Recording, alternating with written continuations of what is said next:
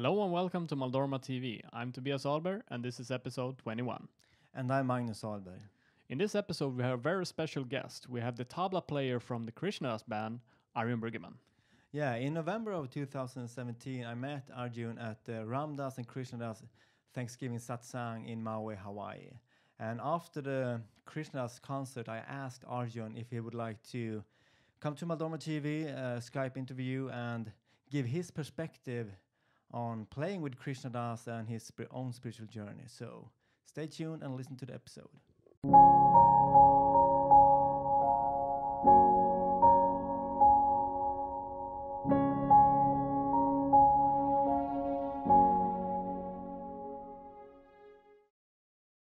Welcome, Arjun Bruggeman, to Thank you. Maldorma TV. Nice to have you here.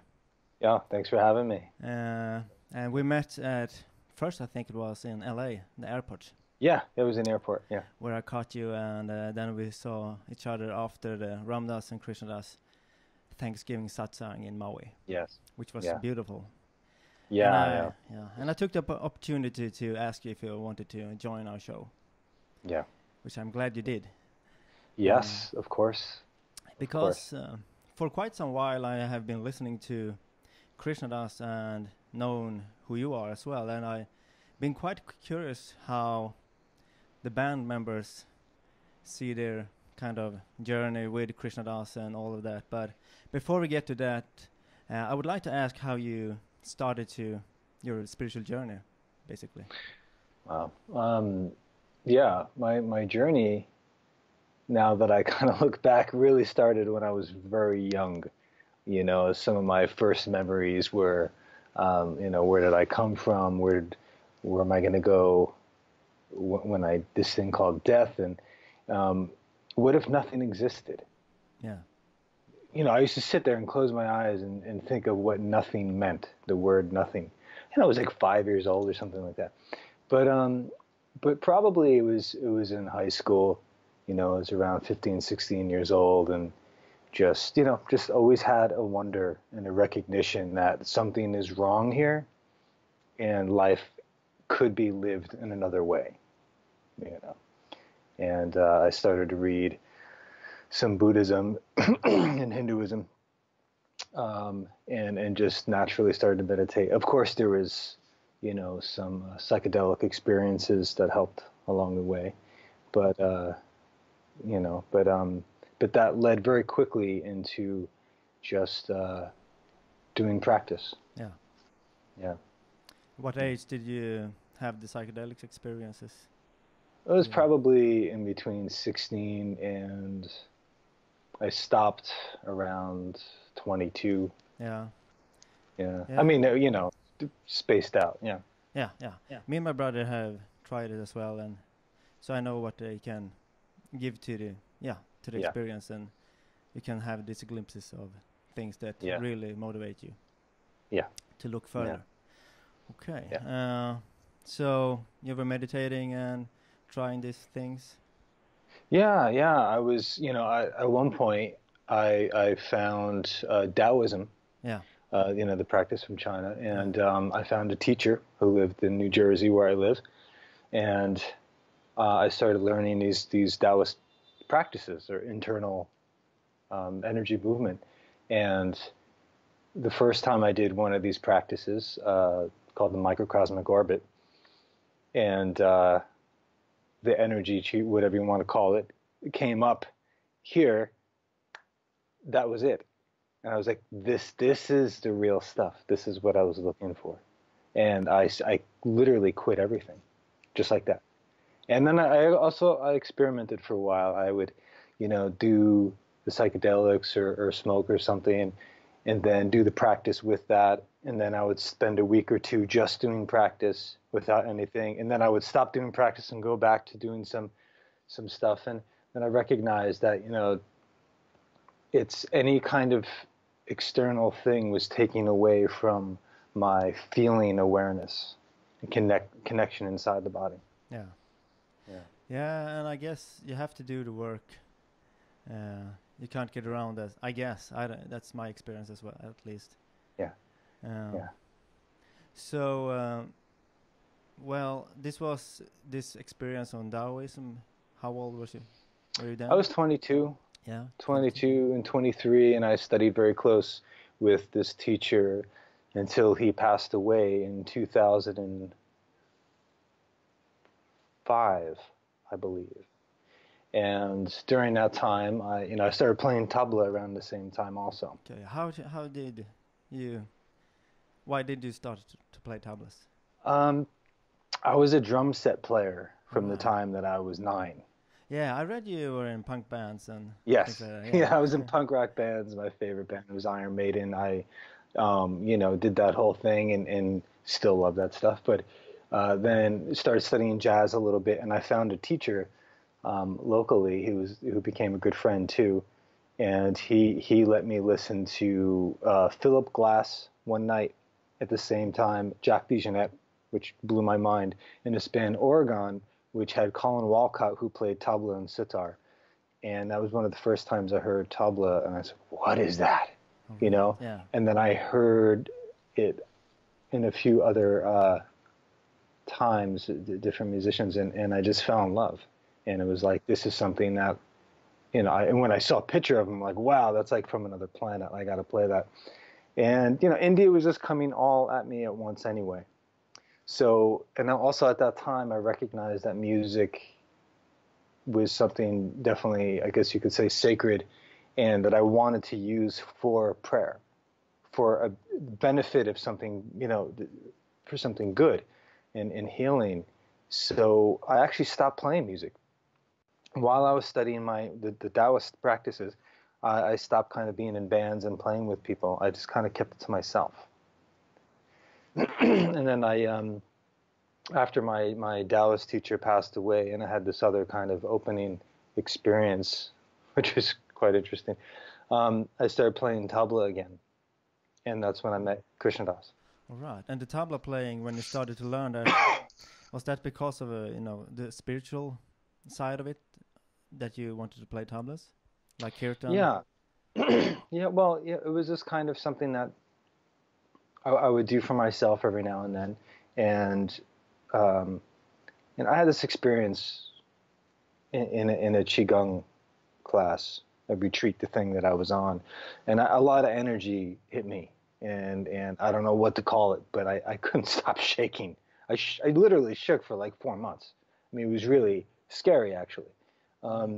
And there was a retreat. Zakir Hussain, who's like the tabla master, was given a retreat at Omega Institute. And so a friend of mine, Ken, got me into the retreat for free because he worked there. And so that's where I really started playing tabla again, and I really learned the tradition of it, proper technique and everything. I met Thai Burho, who used to play with Krishna Das, who became my teacher at that time. And all the energy problems that I had grounded when I started playing tabla again. Okay. Do you know what triggered these energy problems? I don't. I wouldn't really call it a problem, but it was just something that, it was just an opening. Yeah. I mean, you're around some of this stuff and you're doing all this, and sometimes you just open really fast and you don't know how to control it, and it becomes very real and a little scary. But it all grounded, and that's right when I also met Krishna Das. Okay, because of this teacher. Because I met Thai, and I was kind of started studying with Thai, and I would go see Thai play with Krishna Das. Yeah, right. Yeah.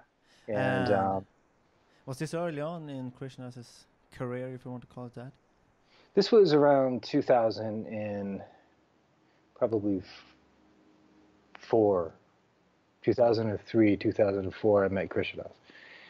And I didn't start playing with him until 2005. And so I would go see, Thai play, pretty much just to watch, my teacher play. I was always, at that point, I did have devotion to something, but I didn't have a guru. And, from the Taoist point of view, sometimes it's more of just an open thing. So I was at a Kirtan once, and I saw everybody pranaming to a picture of Maharajah, Neem Karoli Baba. And I walked over and I said, well, let me try this. And I pranamed and got up and started walking away.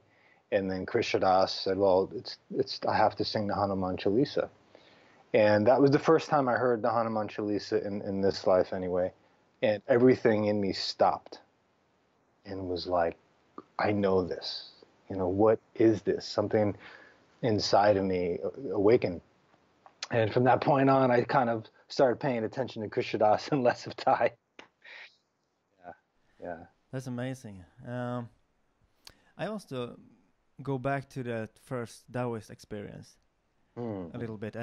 Was that like more like an experience that you didn't understand, or did you see something that you could get a grip of, so to speak, like a glimpse of the self, or was it more like a experience of bliss? Or it was an experience of you know, when you talk about this kind of stuff, you know, as you know, it's becomes very non-conceptual. You know, it's become something that it's a feeling, but not a feeling that you can really describe with the mind. It's like a different awakening. You know, it's like if someone said, well, what's your experience of having an arm? yeah, exactly. You never think about it. It's just there, Yeah. you know? Yeah. And it's kind of like that. It's almost something that's like, like I forgot about this. That's right. This could also be my state of awareness. This is who I am. And then it's just there. You know, of course it could fall away and, you know, and all that stuff. We go in and out of that stuff, but it was kind of more like that, you know. This is how it is. This is how it should be. Yeah, exactly. But I guess from my own experience, I have a bunch of experience as well, and some of the early ones was more like you went into these states of being where you understood, okay, there's something else, but you didn't really get it what it was, and later on, so I would still say that I was a seeker in a way, and gradually you started to kind of go deeper and deeper and see things. So your awakening experience, was that more like first a glimpse, but you were still a seeker, you would say?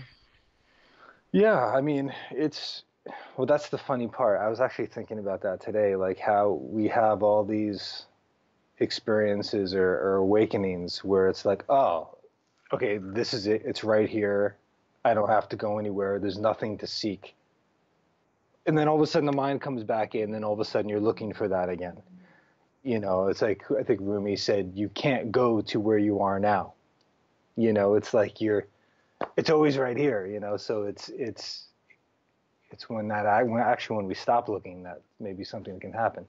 But yeah, no, practice, I think, you know, all these different practices we do are to turn us towards that, you know, but we can also get locked into identifying as someone who does a practice and, you know, and go on a whole trip about it. Yeah, and also I think being, you know, like kind of addicted to experiences. Yes, exactly. And thinking that that's it. And that's also a trap. I actually, when I went to Maui and looked at the Krishna concert with you this November, I had an experience, and a very strong experience. I had several experiences, and I kind of realized that there's something behind the ups and downs as well. Yeah.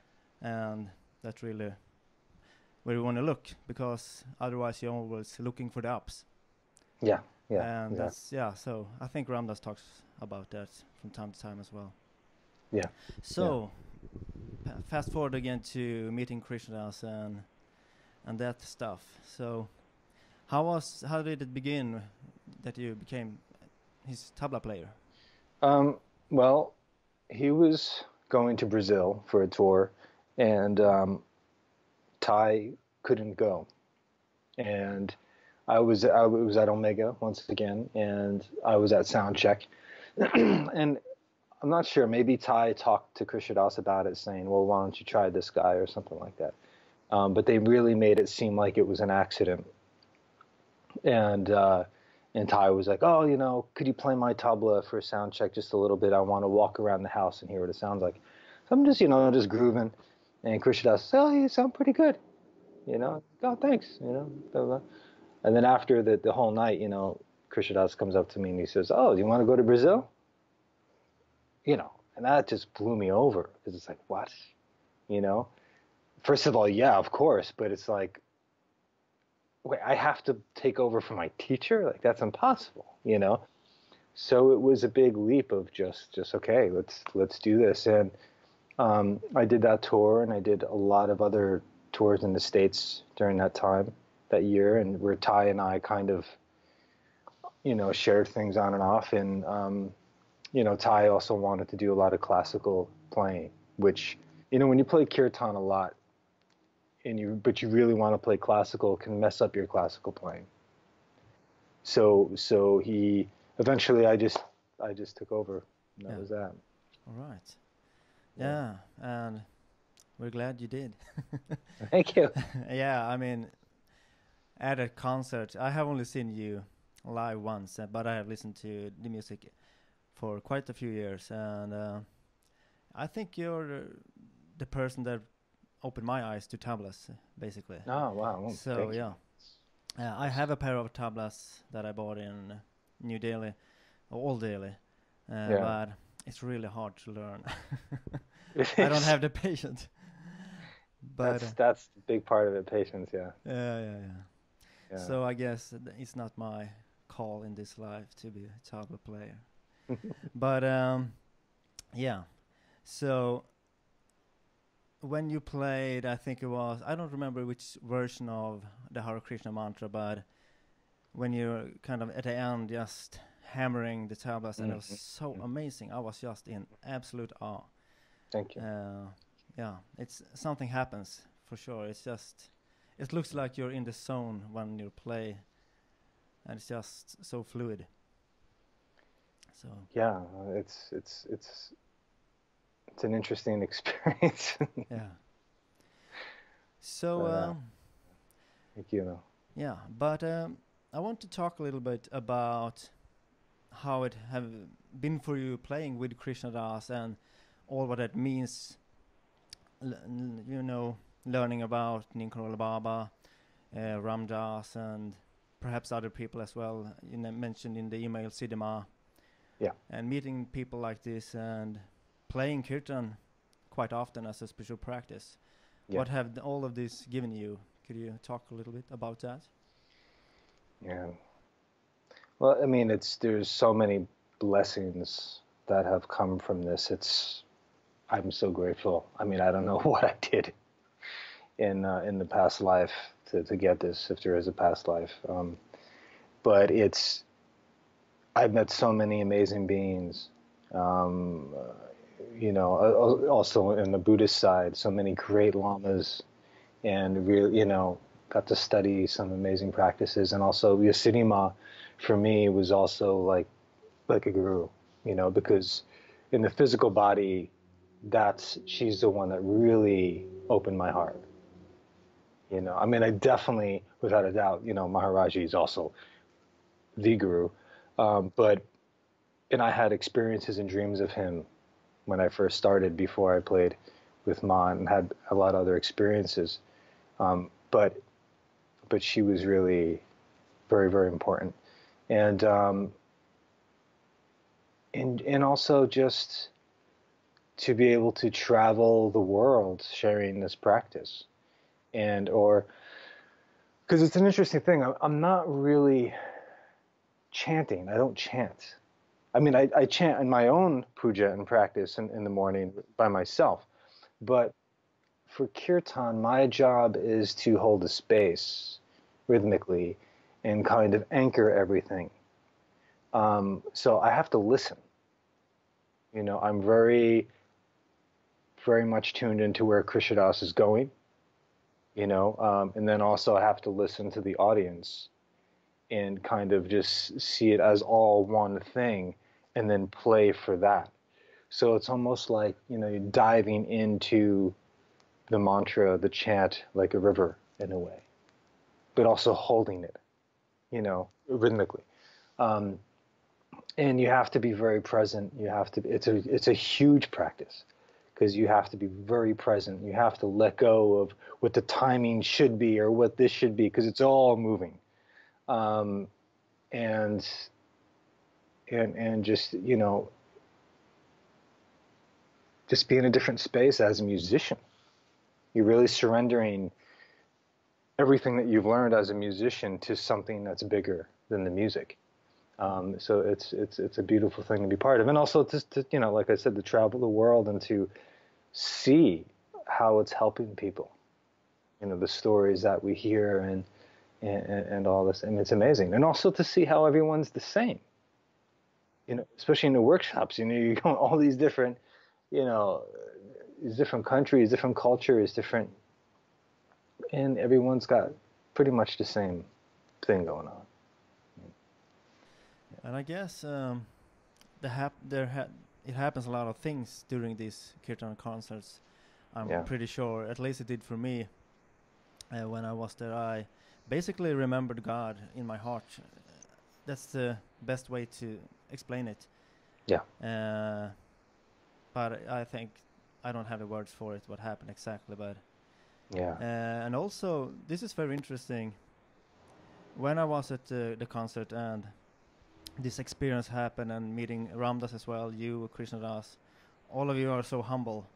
And sitting on the plane back home to Sweden, I noticed that a very strange phenomena that I couldn't really,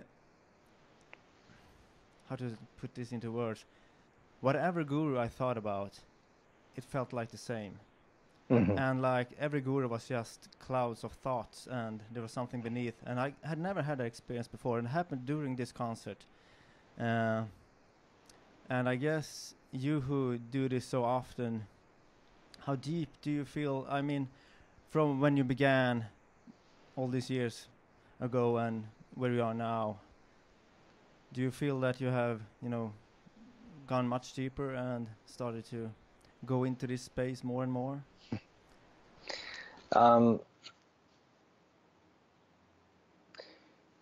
So, okay, I could kind of answer that with this, what Siddhi Ma said to us once. She said, you know, doing Maharajah Seva isn't easy.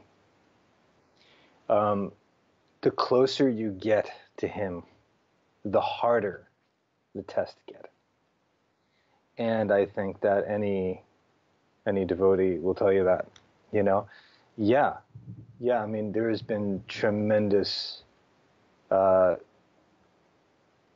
experiences. Well, I keep on saying experiences of, but you know what I'm saying. We're just, you're in that love, you're in that space. You know, I've had times when I'm playing where my body's gone. I don't feel it. All I feel is a type of surrender or looking towards him, and then everything is gone, and there's just this happening of chanting, and then also seeing, you know, I mean, there's so many things that I've experienced while playing. It's so beautiful, but there's so much pain that comes with it too. You know, I mean, physically it's really hard on our bodies. You know, I have back issues. This is happening. That's happening. You're never home. You know, so there's a lot of worldly things that you suffer from, or you kind of have to sacrifice in a way, or give, try to give as an offering. But yeah, but you know, it's deeper. But then sometimes it's like I'm right in the beginning again. Yeah, yeah. You know, and it's just like, what happened? you know, and I think that, you know, like Krishna Das talks about this a lot, where it's like a lot of our work and how we're changing is off the radar. You're not really aware of it. You just kind of just live your life and complain most of the time, like we do, or be happy when good things happen and all this kind of stuff, and then, you know, something will happen to where maybe a year ago you would react more to and be blah, blah, blah, and all of a sudden you're just like, yeah. And whatever. I guess all this, the suffering that you talked about, that also comes with it. I guess that perhaps all of these things float up to the surface because that's the only way to release it. Basically, it needs to show itself. So yeah, it's. I remember Krishna's talking about being with Maharajah was like 90% sitting in fire and 10% love. I guess, but the love is worth it, I guess. Yeah, I used to have that experience with Siddhi Ma, and I actually asked her about it because usually like the first week or so, you know, you're just like, oh my God, you know, please, you know, I mean, you're feeling her presence and everything, but it's also, you know, she's exposing so much that's inside of you, and you're just like, ugh, you know. Then all of a sudden one day she just, funk, and it's gone. And I asked her, you know, I said, well, what is that? How come sometimes I feel so horrible? She goes, that's grace. You know, of course, you know, you're seeing what's really there. Exactly. Yeah. And I guess in a way that we have this idea of what enlightenment perhaps is, and it's the idea that is the problem, basically. Yes. I think that you kind of have to accept that not being perfect is what is perfect, perhaps. Yeah. In a way. Exactly. Yeah. And see. So, what's your relationship to Maharajah? Your own personal. I see him as my guru, as my root guru, if you know, in Tibetan terms. I feel him pretty much in a way, you know, kind of just like how we see space around us all the time. You know, I don't know what my personal relationship would be with him, because I also kind of feel him that he's closer than my own breath. He is me, right? He is us. So it's so deep that, you know, it's not personal. It's something that is, you know. But as you know, I wasn't with him physically, so that kind of relationship of how the other guys had, you know, joking around and having him yell at you, all that kind of stuff. I mean, you know, I would love to know what that's like, but I don't. But I've, you know, things that has happened in my life, little leelas that happened where I was yelling at him, you know, definitely yelling at him, like, really, you're going to do this to me, you know? And I've had a lot of that kind of play with him in my life. And then at the end of that suffering that I was going through, I saw the teaching. So he very much is also present in my life as that, you know, is this kind of playing little games and, tripping me, you know, and doing this little thing, but then showing me, see, I'm here. You know, whatever little miracle, if you want to call it a miracle, whatever, of him showing that it's actually him, you know, in its own way. Yeah, and I guess the form was just a form. It's the same awareness right here, right now. I actually went to, me and my brother, to India last year, and we went to Kanchidham. And I had my first non-psychedelic strong experience at Kanchidham, where I experienced Maharajah. And the next day I was at another ashram, the Harakan Baba ashram. Do you know what that is? I didn't have no relationship to that guru at all. I didn't know that much, but I had a very strong experience there where I realized that pretty much the whole trip to India, the thing with the gurus are permission slips in the end. It's the one, I mean, it's in you already. Yeah. But going to India, meeting these gurus can give your mind these permission slips to see yourself. Yeah. And so I guess it doesn't have to be the body of Neem Karoli Baba. It can be in so many other ways as well. Yeah. Yeah. Without a doubt. You know, because he's any saint on that level, you know, of however our minds want to judge what level, you know, but it's, I mean, they are everything. They are in everything, you know. It is their dream that we are playing in, you know. So they can do anything they want, you know. It's like, and it's an amazing thing when you actually could see that and feel that. Okay, so what are your relationship to, I mean, feeling of Ram Dass, meeting him? He's like, it seems to me when listening to him this day, that he's come a long way, basically. When I had a really huge impression of him, experience when I met him. Yeah. So, what's your relationship and thoughts about Ram Dass?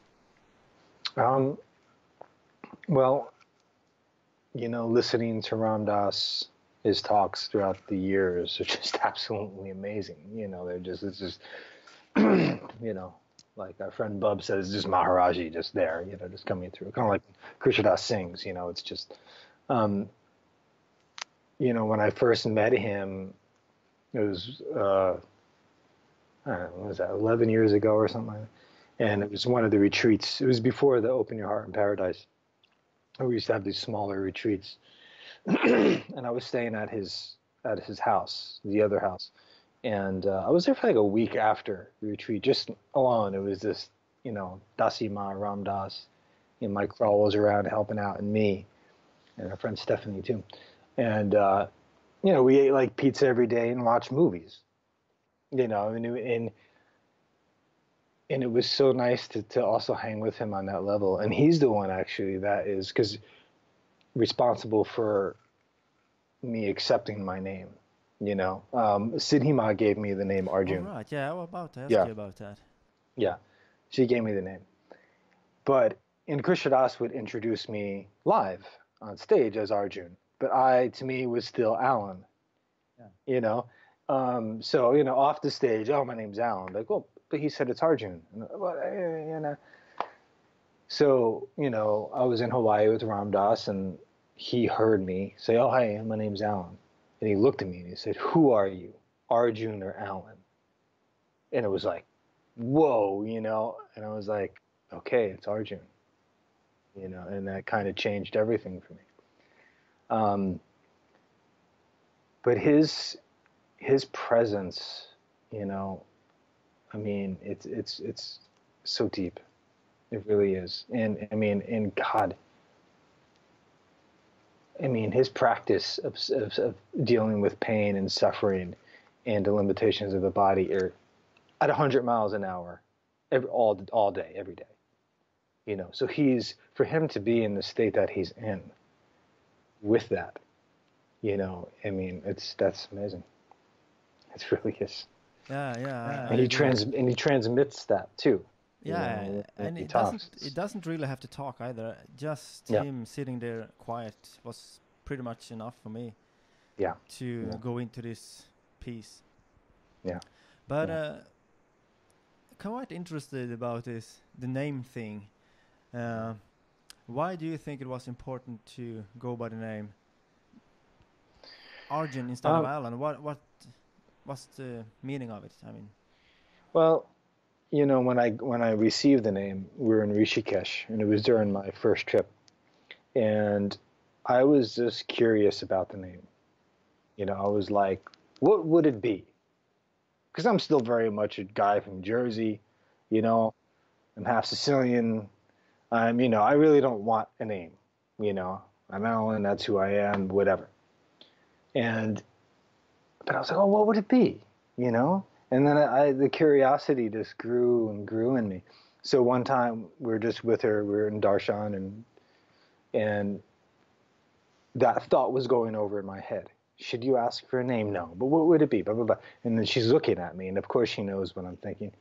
So she started to say my name, but wrong. She was saying everything but Alan. Adam, this, that, you know, AJ. And Jaya, her translator, assistant, was going, no, Ma, his name's Alan. And she kept on saying other names. So finally I kind of got freaked out. And because everyone was like, what's going on? I was like, Ma, do I have an Indian name? And she just laughed and she said, Krishna's best friend Arjun. And it was like, whoa, wow, okay. Now, what that means to me, I think that literal translation of Arjun is like pure or white or something like that. But the story of the Gita. Yeah. And not that really, has just to do with me. I think everyone obviously is going through that story.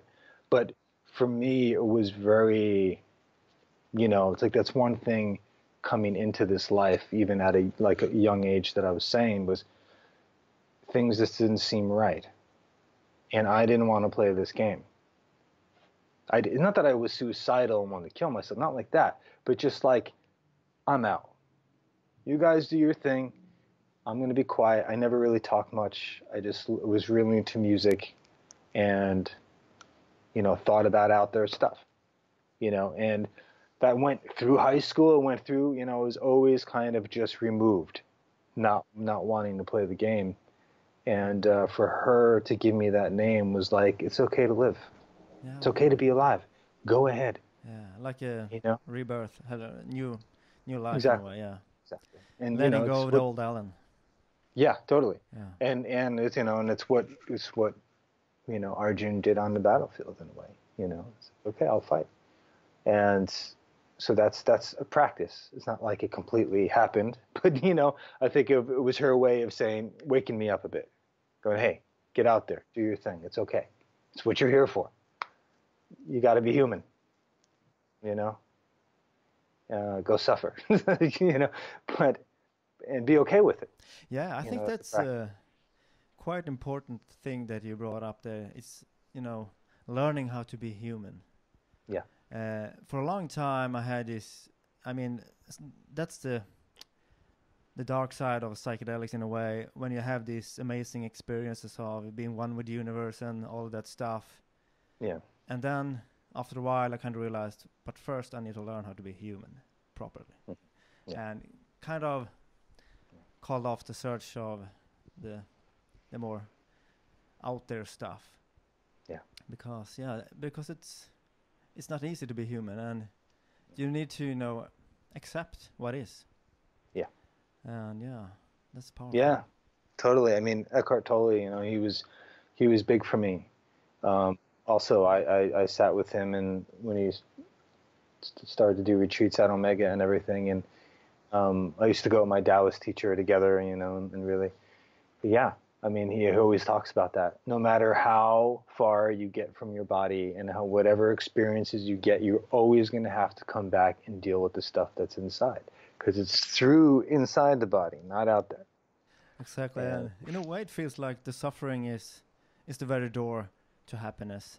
When you embrace it and allow it, you kind of start to see that, all right, if I actually accept this suffering and look at it, it's love. Yeah. And that's a big thing, really, and it's a tough thing to look at for most people. Yeah, and it really is. And that's like a lot of the, like, being with Siddhi Ma or being with Shamsundar Das or just being whatever, when you have these experiences or this feeling that arises from wherever, who you are, all these spiritual concepts, all this idea of energy and prana and all this kind of stuff fade away, and you feel at home no matter where you are. It's like there's an okayness with everything as it is, and it's okay that you're what it's just like, okay. Do you feel that you can be established in that a lot of the time, or do you get pulled out of it? I get pulled out so much. Kidding me? It's I mean, you get pulled out. It's all the time. I was thinking too. It's amazing just within 3 seconds or a minute of like the waves of thoughts, whatever karma, whatever it is, where just like, oh my God, my tooth hurts really bad and I'm going to have to go to the dentist and this really sucks. And all of a sudden the thought of like, yeah, but that thing's going to happen in the future. And all of a sudden you're in hope in the future and everything is okay. And then all of a sudden, for 1 second, you just stop thinking and you're absolutely present. Yeah. And it's like, for that second, you're enlightened, you know, and then all of a sudden it's, just in 3 seconds. You know, I mean, it's really an amazing thing. And of course, keep on, you know, doing our practice to step back from that and become aware. But I mean, there's been times where, for a while, you know, that awareness kind of came in front a bit, and it was you know, and there was this silence and stillness and being okay, and then it goes really far in the back. Kind of curious about, you talked in the very beginning of this interview about when you were a child and was contemplating about nothingness. So this idea of nothingness, have you experienced anything about that? And it's a spiritual concept, you know, in Buddhism, and I have my own experience of being nothing at the same time as being everything, and there's actually no difference between those two. And I don't know, what's your relationship to your childhood contemplations?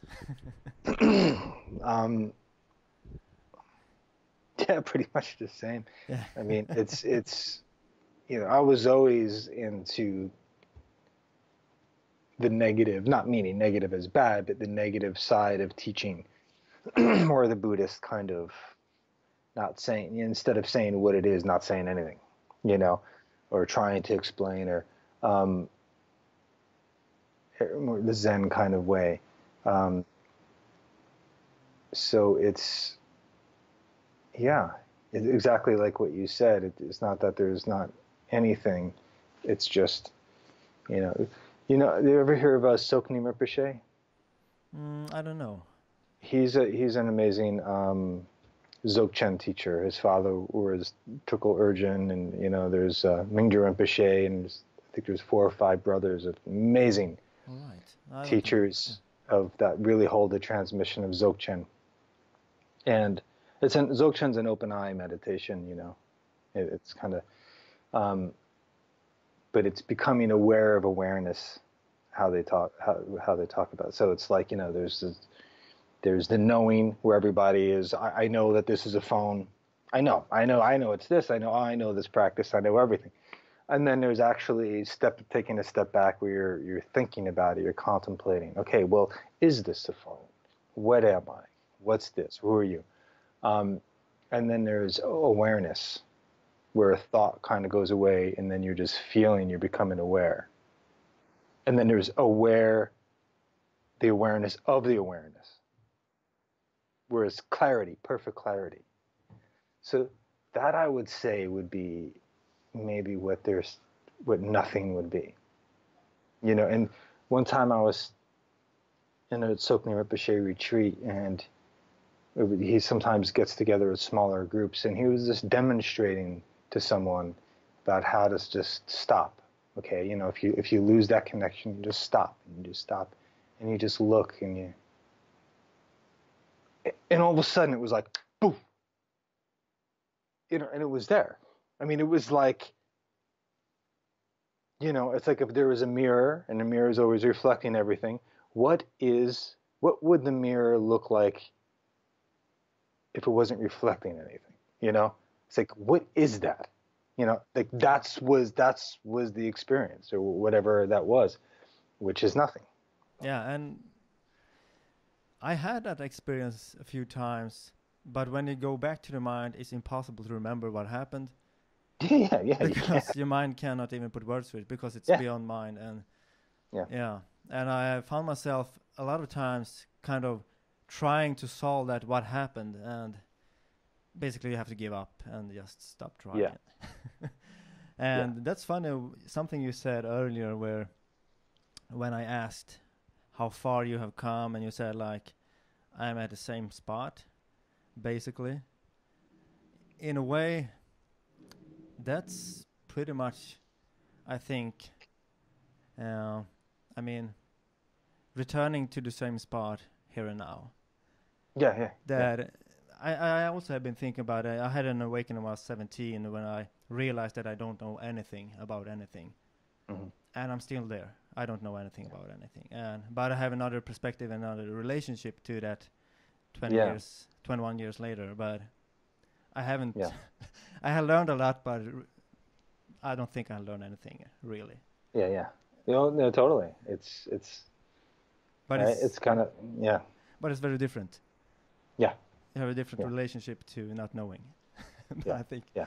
So so I kind of felt like when you said that when you were 5 and where you are now, it's not really that big of a difference. Yeah. But perhaps that, like the answer in a way. Yeah. Well, yeah. Do you understand what I'm saying? Yeah.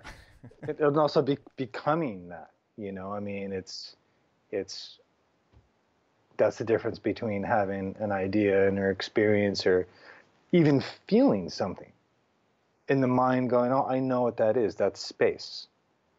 Or I'm resting in space. You recognize that it's, spatial awareness, but there's still a part of your mind that's thinking that and experiencing something that's becoming a subject and object. When we're really there, it's bam, it's it. There's no. So that's different.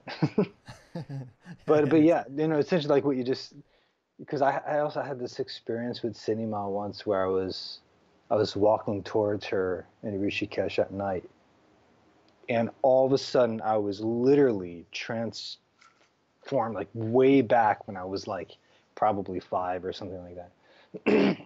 And I used to have a little poodle, and when it was getting older, it would just pee anywhere, and I stepped in the spot where she peed, and my sock was wet.